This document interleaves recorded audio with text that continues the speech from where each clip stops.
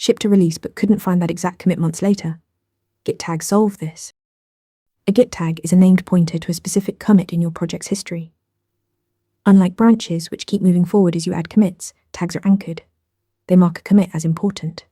Teams use them for releases like v1.0 or v2.1.3, and for any milestone worth preserving.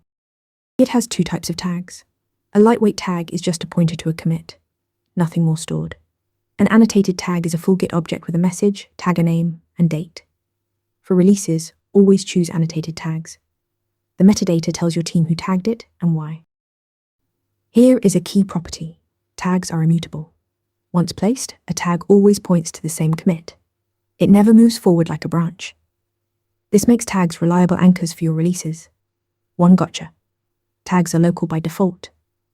Running git push will not include them. You must explicitly run git push origin -- tags to share them.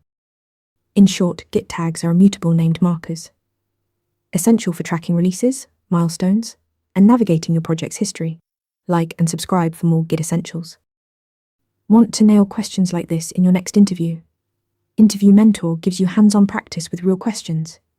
Every answer gets a grade with specific, personalized feedback. Track your progress across topics and difficulty levels.